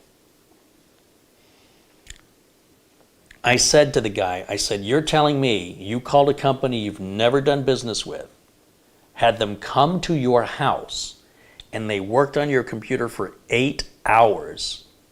They were not able to remove the virus, and they charged you nothing? He says, yeah. I go, that doesn't sound like a very sustainable business model. Just the idea that I'm sure whatever technician went over to this guy's house didn't have a house anywhere near as big or in as nice or as an exclusive neighborhood or drive as nice of a car. It probably didn't own a grand piano. All right? And he let that person work for him for free. He let them. His attitude apparently was, hey, it's their guarantee. Why shouldn't I take them up on it? I don't know, maybe because you have a conscience and you know that's not right. You know somebody making an offer like that isn't going to be the Geek Squad. It's not going to be a major corporation. They wouldn't be crazy enough to do that. That's some poor schlub trying to create a business, and he's going to learn the hard way, and you're going to let him learn at his own expense. You're going to have him drive to your house, and I say him, it could be a her, and work on your computer, and you're not going to give him a dime? Disgusting. But we didn't have that conversation. The conversation we had was, he said they were there 8 hours. I said, you didn't pay him anything? He goes, yeah, they said if they couldn't remove it, it was free. So it was free. And I said, well, that sounds like that's just not a sustainable business model from the sounds of things. And I left it at that. And he got real quiet. And I said, so what are you doing? What did you end up doing? He goes, well, they just went ahead and formatted it, reinstalled the operating system. I'm going to have to put all my stuff back on, reset up my email, reset my, set up my printer again. And as far as the book goes, maybe it's just a sign from above that it wasn't good enough, and I'll start over again. I didn't really have that much written. I've been writing it for 5 months, but it's not like I spent every day. So in other words, his whole story, everything he said changed from desperation into it, I can't get my stuff, I'm desperate, to it's not that big of a deal. But to tell me he didn't have the $500, and we're assuming that they would have given him the decryption key for the $500. There's no guarantee they would have, but they probably would have. And he would have had a solution in less than 8 hours. And then once it was decrypted, then we can make sure the computer was absolutely clean and all the data was currently backed up. And then he could have proceeded forward without any losses of the time and the research that he spent trying to get somebody over there, the time they spent, and the time he's going to invest in reinstalling and reconfiguring all of his software and printers and email and all that stuff all over again, all the passwords, all of it. So, I've seen this human behavior over and over and over again, and I can share this experience with you because as a real working professional in the IT industry, I am begging you to not be that guy. And if you are, then you only have yourself to blame for the consequences of your decisions. You've been told. Okay? You can't say, I didn't know. That's the problem with knowing stuff, is you can't ever unknow it. Okay? So you've been told. Your data is not important to anybody but you. So data recovery can be very, very expensive if it's even possible. And in the case of ransomware, it's simply not going to be possible for most ransomware. What you could do is you could take like an Acronis image of the hard drive, or you could pull the hard drive all together and put a brand new hard drive in it, and then hope a decryption key comes out at some point in the future. It's like freezing your head, like Walt Disney, in the hopes that whatever killed you, at some point they'll have the technology in the future to unthaw your head and bring you back to life and cure whatever killed you. We don't have that yet, but we're assuming anybody who's going to have be cryogenically frozen is assuming they're going to have the ability to thaw you out and somehow replace your body. Because in most cases, they only keep the head. That's just insanity to me. And I don't know why anybody would want to come back to the world in 200 years. It won't be recognizable to you, and you're not going to like it. You're going to wish you were dead. When you see what the world has become, yeah, chances are you're going to be sorry you came back. That's my theory on that. I guess I must not have silenced my phone. I hear something beeping. Somebody has messaged me, or let me walk away for a second. And I guess I failed in putting my phone on Do Not Disturb. So bear with me here for a second here, folks. Okay. Let me put it on Do Not Disturb. There we go. I was so excited to get started today. I got a late start yesterday. I got a late start today. And in rushing through some things, you can see I wasn't quite ready, but we got it worked out. So again, if you have any questions about the NAS, I'll be happy to do my best to provide an answer or a place where you can find an answer.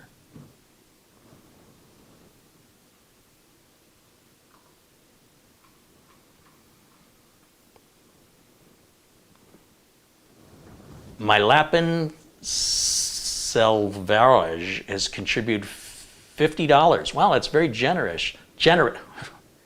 I can't even say generous. How am I going to say Malapin? I'm not quite sure how to say your name. Thank you very much for your contribution.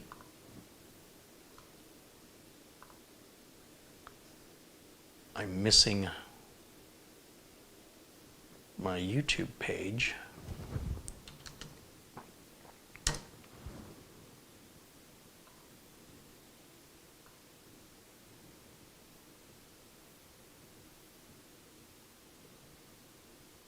It's loading. There it is. Okay, now I should be able to make Malapin blue. Yeah, there, we'll make him moderator status. Very generous, $50. Wonderful. Chevy with a $1 contribution. Hey, Chevy, thank you. You know, if everybody watching gave me $1, I'd be like $158 richer. They add up. Thank you for your support, both of you. I appreciate you both very much. And just looking to see if there's any questions that might have flown by I didn't see. Feel free to ask again because I didn't see it, and my chat doesn't go back very far. So let's see. Carey, do the hard drives work at 10,000 RPM or 7,200? Typically, a NAS-based hard drive is going to run at 7,200 RPM. Unless it's for a video surveillance system, those usually run slower because you want to keep the heat down. And your bottleneck is going to be your network, not your drive speed. You're pretty much going to get the same performance out of a slower drive.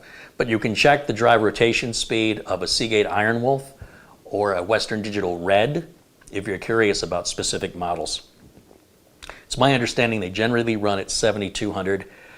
Not at 10,000, they get too hot. And those video surveillance systems, which are constantly recording video 24/7, they're always in motion. These drives on a NAS may sit idle, right? When people go home for the day, whatever maintenance is done on the unit, on the schedule, is the only time otherwise the drives sit idle. Video surveillance systems, the drives never stop. They're always recording video from cameras, and usually a number of cameras. And so you don't want drives running too fast because you want those drives to run slow and steady wins the race on that. You want them to run nice and cool as long as they can keep up with the amount of data that's being fed to them. And these video surveillance systems, really no big deal. They can easily keep up at 5400 RPM. That would be like a Western Digital purple drive. There's Western Digital blue drives. Those are your generic, right down the middle, bargain basement budget drives for most home computers. That's typically what's installed on a lot of pre-builds. You've got your Western Digital black mechanical hard drives. Those are your high performance desktop drives. Your blues, like I said, those are your budget ones. Your reds, there's for NAS. Purple, that's for video surveillance. Am I missing any? And then Seagate has their own. Seagate Iron Wolf is what you want to look for a NAS. I don't know what Seagate calls their surveillance stuff.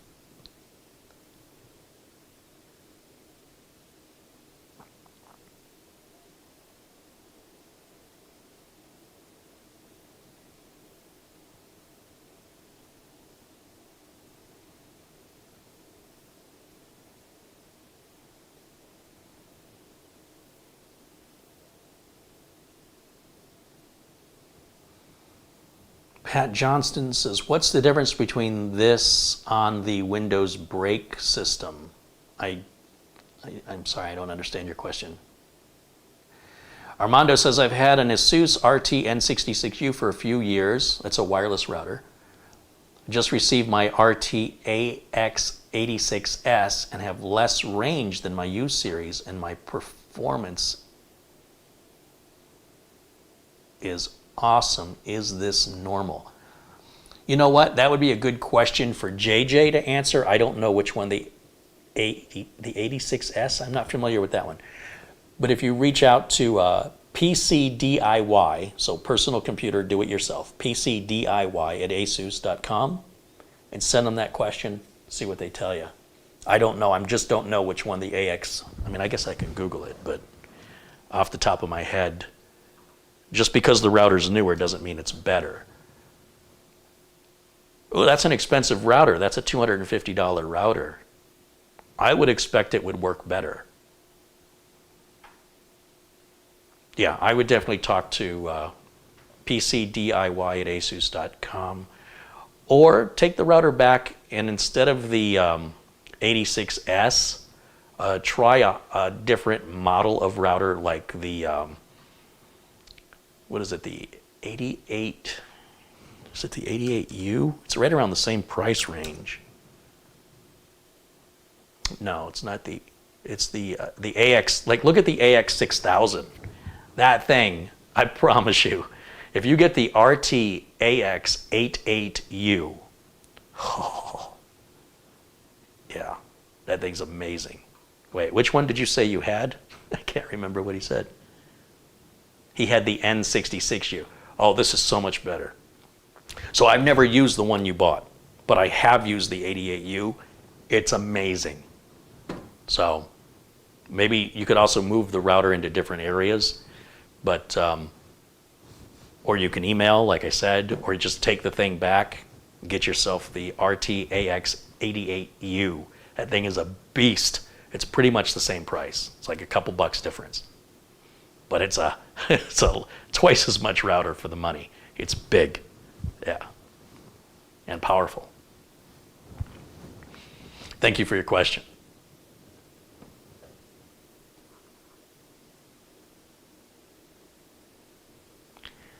GM says some people have to learn the hard way. Yeah, yes they do. And it's my goal that you don't have to be one of those, but at least by sharing these stories, you know, I'm in this unique position where I'm coming in from the battlefield and I'm telling you what's happening out there, right? You're all sitting at home and maybe you're watching the battle on TV. I'm coming in from those trenches every day and I'm telling you what I'm seeing, and I'm hoping you'll see some value in that.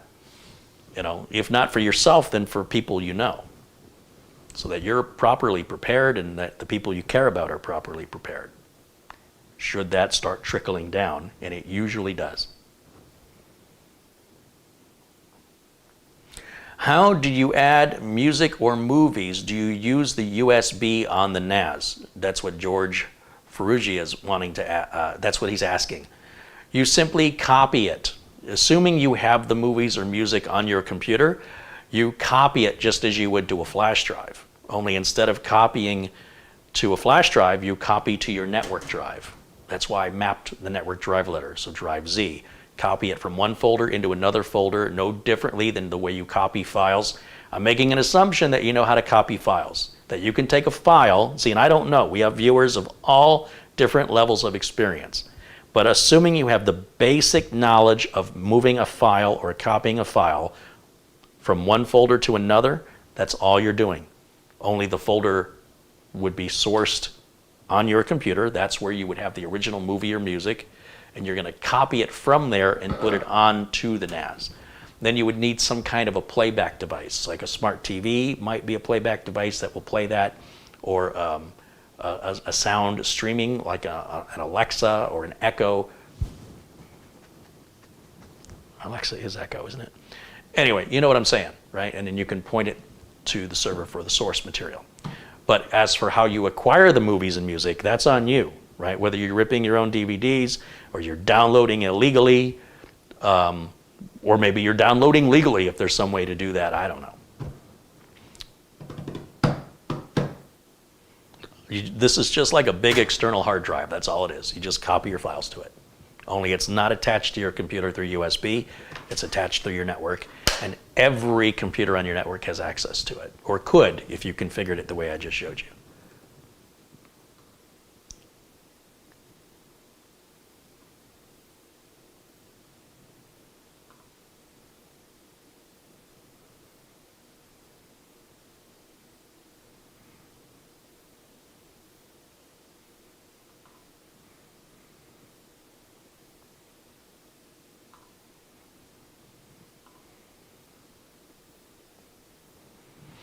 Lawn Dog made some comments that were hidden by Eric Crump. I don't know why, so I'm removing moderator status from Eric Crump because he's abusing his status. That is not what moderators do here.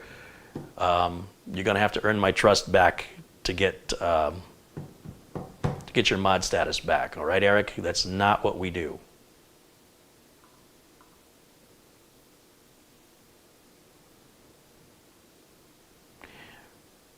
Yeah, that's really disturbing to see how many times Eric Crump has muted Lawn Dog. I don't see anything Lawn Dog is saying is bad. It's not vulgar, it's not spam, and if it's not vulgar and it's not spam, you have no business hiding anybody. That's really upsetting to me. When I turn you blue, you have my trust. And when you start removing other people's messages, that's not cool. That's like a betrayal to me.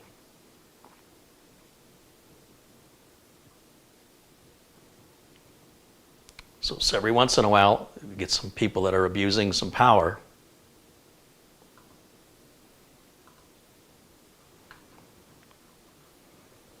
Hey, there's Peter Laycock with a 50-pound contribution. He says, "Good morning, Carey, and everyone in the chat from Bonnie, Scotland." Thank you, Peter. Thank you as always. Hope you're having a great day. Lawn Dog, I apologize for what my moderator did. He has put you in a timeout now for 300 seconds, and I don't think I can undo that, but it won't happen again. So I hope you'll stick around for your timeout, and very, very, very disappointed that Eric did that. I apologize. It won't happen again. Channel Zero says hello. Hey, welcome in there, Channel Zero. Yes, please say hello to Peter Laycock. I see a lot of folks in the chat room saying hello to Peter. Peter's a wonderful supporter. He's been a long time viewer here. I would love to get a computer over to Scotland for Peter. I'd love to hand deliver it. I really would. I would. That's how amazing he is. Never say never. I'm coming. Someday. John Williams says it's 38 degrees Fahrenheit in Madison, Wisconsin. Ooh, it sounds a little chilly.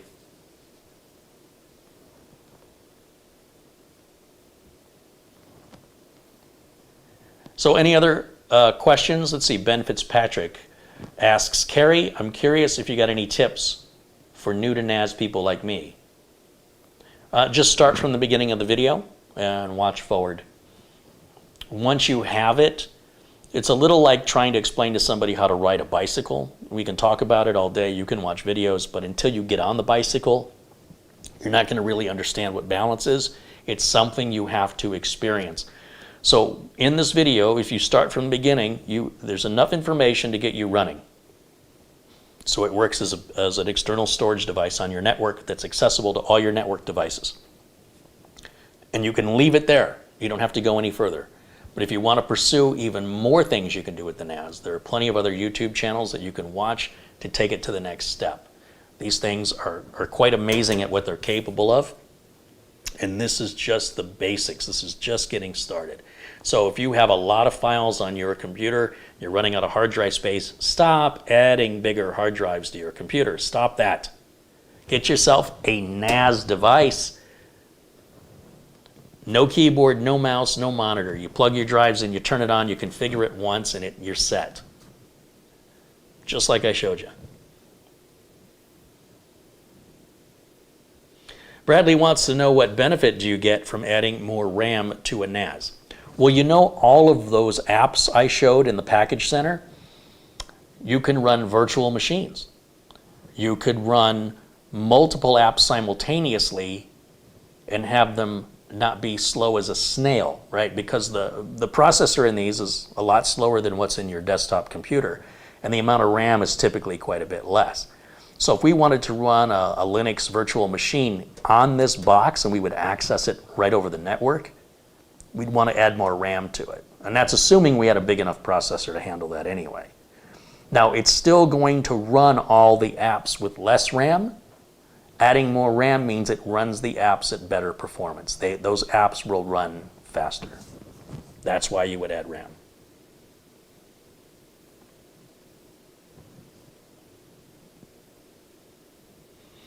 Matt92 says it's 48 degrees Fahrenheit here in Lakeland, Florida. Chilly. I guess 48's a little chilly. I'll agree with you.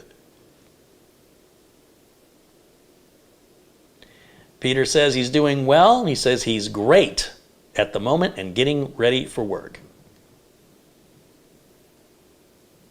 Well, good morning, Peter. I'll be your alarm clock.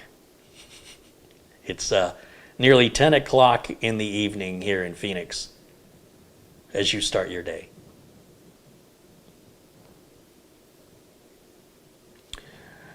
The Cool wants to know, can I run my PC programs from the NAS? Well, those programs you run on your computers are Windows applications. This NAS is not running Windows, therefore you cannot install Windows applications on your phone or your tablet or your Chromebook because they're not Windows. So the answer is no.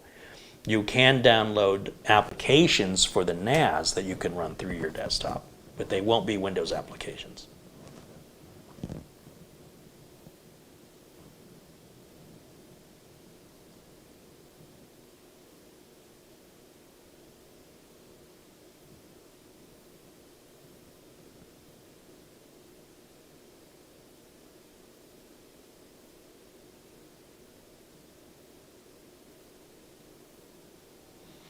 Malcolm Maxwell joins us and says hello. Robert Peterson says it's a whopping 46 degrees Fahrenheit here in Eagan, Minnesota. That's actually pretty warm for Minnesota.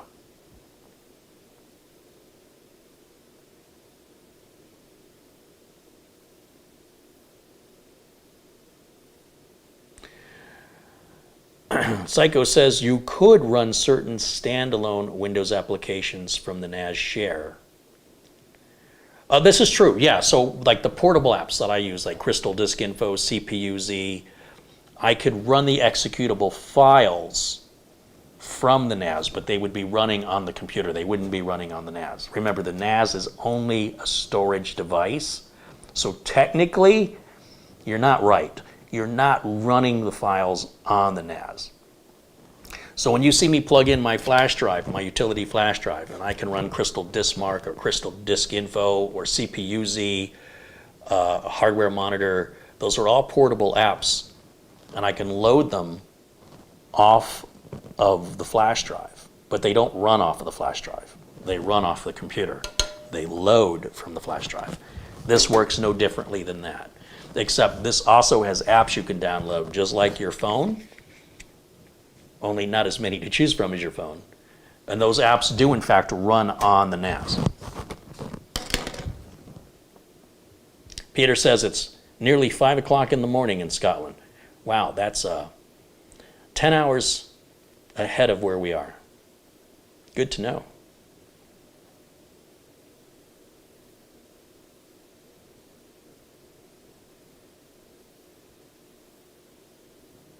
Okay, any final questions, or we're going to wrap it up for today. We've been on now for, where's my time? Nearly 2 hours. I think 2 hours is a good round time. So unless there's any final questions, we'll go ahead and wrap it up. So thank you, Peter Laycock, for your contribution, as well as this new viewer here. This I'm going to have to learn how to say your name, or we're going to have a nickname for you. Malapan Selvaraj. I hope I'm not saying that too awful. And Lawn Dog, I apologize again that you were timed out, but I hope you'll come back again and join us in the chat.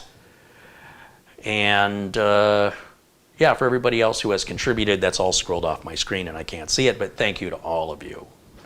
I appreciate it. And for all of you that participate in the chat, and you interact not only with myself but with each other, I love to see that. It really, the community is the heart of this channel, and I appreciate that you guys are the heart of this channel. You make that. I'm trying to find the words for it, but you are together. You make up the heart of what this channel is about, and it tickles me when I see people in the chat just conversing with each other. And you guys are all over the world, and you would have never met anywhere else, right? But we all have this affection or this affinity or this passion or this extreme interest in computers that brings us together. And that's why I just can't tolerate any fighting and stuff. We should all get along because we all share very common interests. So I thank you for joining me tonight. I will be, as a reminder, doing a live video on Black Friday over at Amazon. It's sponsored by Dell, and it's going to be, I'm going to do sort of an overview of a Dell laptop. I own a Dell laptop myself, so when Dell approached me, I was like, yes, please. But they're going to sponsor the video, and it's going to be more about gadgets and stuff you can buy at Amazon for the most part. And I'm going to answer some common questions I get asked. You know, should I leave my computer on or turn it off? And a bunch of other like quick tip stuff that I've done here in the past. And that'll be from 3 o'clock p.m. until 5 o'clock p.m. Eastern Time. And then there'll be some more Amazon Live stuff, a lot more, throughout the holiday season. And then Mitch is gone. Mitch is in Colorado, so that's why there won't be a video with Mitch and I on Friday. I'll be doing the Amazon Live thing instead. But Mitch comes back the next Friday. We return back to our normal schedule. So that's what you've got to look forward to. I'll come back live again tomorrow. I hope tomorrow's Wednesday, right? I have a bunch of errands I have to run, but it might be another late night broadcast. But I will try and get back here. I have so much to do. I got Steve's computer shipped out to him, Steve in Ohio. That got shipped today. He'll get that Monday. I am working on Bob Connor's machine. I've got it almost ready to go. He wants me to reuse his RAM. He had 64 gigs of RAM. I went ahead and put that in and ran memory test on it, or memtest 86. Took 2 hours, but it all tested fine. It works, even though it's 2133. The Gen 11 CPU doesn't seem to mind it. But I did put a Cooler Master cooler on there, the Hyper 212. It's too loud. I'm going to take that off, put one of the black Mugen 5 scythes on there. And I want to remind you, there's still the sale going on I mentioned for the 1 terabyte Intel 660 for $79.99. If you can get a terabyte NVMe drive for under $100, it's a good deal. So that's $79.99 for the Intel 660 1TB NVMe drive over at Amazon. And they also have a sale on that Corsair keyboard that I like, refurbished for $29.99. There's some really good deals going on. I don't know how long they're going to last. I know the Mugen 5 coolers, the black version is sold out right now, but they'll probably be back in stock any day. I'll keep you informed as soon as I know. And check out my Amazon. I've got like 3 different Amazon stores. If you go to amazon.com/shop/CareyHolzman, the link is in the video notes below. You'll see my 3 stores that include all the equipment I use here, all the links to all my stuff, for the tools I use and the zip ties, everything I use, from the major stuff to the minor stuff. I pretty much source it all from Amazon. Even this Lazy Susan, that's on there. And then I've got equipment that I want that's for people who want to contribute something to the channel, but that's all really expensive stuff at this point because I've got all the basic stuff now. And then there's the Deals Now, which anytime I see a deal on Amazon, I add it to the Deals Now, and I update that nearly daily from now until Christmas because there's some really good deals. Dell is having a major Black Friday deal on their refurbished. If you type in Google, go to like Dell Outlet Refurbished, they've got a sneak peek at all the deals they're going to offer on Black Friday. So you can, they've got a laptop for like $650, which is normally like $1,200 or $1,100. It's a really good deal. So it looks like you can buy it, but you can't. You have to wait till Friday. But you can see all the inventory they're going to post in the prices over at the Dell Outlet Center. I don't have the link for it. This has nothing to do with what I'm doing with Dell. It was just something I caught wind of. And there's some really attractive deals there, especially if you're in the market for a laptop. A refurbished one can save you a lot of money. I have a Dell XPS. I bought it refurbished. The laptop I had before that, I bought refurbished, and the one I had before that, I bought refurbished. I save a few $100. Never really had any problems, and they have a standard. Well, I don't know that they have a standard warranty, but they do have a warranty. So if anything's wrong with it, you have like, I think it's like 90 days or something. But usually, you'll know right away if there's any problem. But that's a good way to save some money. I use Dell laptops myself. Not a fan of the desktops, but the laptops I enjoy. So I'm happy to be sponsored by them for the Amazon Live stuff. When you buy stuff at Amazon, if you use any of my links prior to making a purchase, like if one of the links in my video takes you to Amazon, and while you're in Amazon, you buy something entirely different, I still make a small commission from that. So you're not going to pay any more, but it's a great way to support the channel. But you'll do so anonymously because, well, I can see what was purchased and when. I have no idea who purchased it. And then I make a small commission off of that. And sometimes those Amazon commissions, especially during the holidays, I can earn more money than what YouTube pays me. Not that that's a high bar, but it's just another way to support the channel and share the love. And I hope you'll catch me over at Amazon Live. I'll make another video probably the day before on Thanksgiving. I'll probably make a short video encouraging guys to go to Amazon Live, or unless I'm busy, then I'll do it on Friday before. I'll make a short video that says, hey, you want to watch my video? Come on over to Amazon and watch me there. There's a chat room and everything else, and it'll pretty much be kind of the same, except I'm going to just really review stuff you can buy at Amazon, stuff I use and stuff I like. So, in any event, I hope you enjoy the rest of your day. Peter, I hope you have a great day today. Thank you again for everybody in the chat, your kindness and your generosity, not even just to myself, but to each other. We have an amazing community here, and that's thanks to each and every one of you. I appreciate you. I will see you all again very, very soon. And until then, bye for now.